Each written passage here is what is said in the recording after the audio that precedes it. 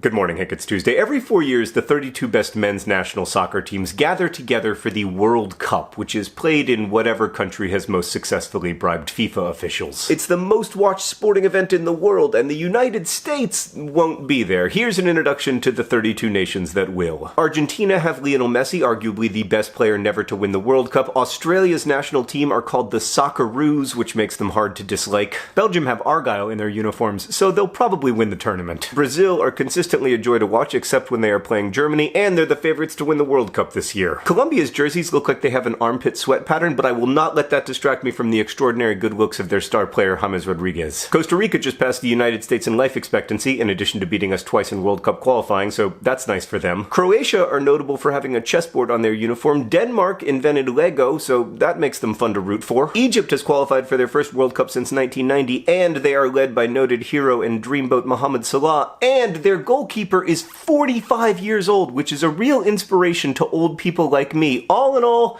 they are my adopted team for the World Cup. England, right, so the deal with England is that every World Cup, all the fans are like, our team isn't even that good, we probably won't even make the quarterfinals, and then they do make the quarterfinals, whereupon they lose, and all the fans are shocked and devastated that their national team did exactly what it always does. France's mascot is a rooster. Also, they're a trendy pick to win the World Cup this year, but they couldn't beat the United States in a friendly over the weekend, so I'm a bit dubious. Germany are very good, and they have a manager who always looks like an aging beetle trying to hail a cab. Iceland qualified for the World Cup despite having a population smaller than Wichita, Kansas. How are we not going to the World Cup? I'm sorry, that is off topic. Congratulations to Iceland, who would be a great pick for my adopted team if it weren't for my undying love for Mohamed Salah. Iran's backup goalkeeper slept on the floor of the pizza restaurant where he worked until signing a professional contract a few years ago. Almost all of Japan's players play professionally for Japanese teams, which is why it's no excuse to say MLS isn't good enough to develop World Cup level players. Mexico are obviously the best team in North America. Also, they have Rafa Marquez, who will be playing in his 5th World Cup. Morocco have a very strong defense, which they will need against Spain and Portugal. Nigeria, meanwhile, have the best kits in the tournament, and if they weren't in the hardest group, they might go far, but they are in the hardest group. Panama have qualified for their first World Cup ever, which is great, and I am totally over the fact that they beat the United States in qualifying. How do you lose to Trinidad? My friend the writer Daniel Alarcon is Peruvian, and their uniform has a sash, and they've qualified for their first World Cup since 1982, making them an excellent choice for your adopted team until and unless you look into these dreamy eyes. Poland are a good long-shot pick to go far in the tournament if their star striker Robert Lewandowski is in form. Portugal have Cristiano Ronaldo, if you're into that kind of thing. I'm sorry, I'm trying to work my way through some of my issues around Real Madrid right now. Russia's hosting the tournament, and I'm not going to say anything else because I am genuinely scared of Vladimir Putin. Saudi Arabia are the biggest underdogs. Serbia has a defense with tons of experience, or put another way,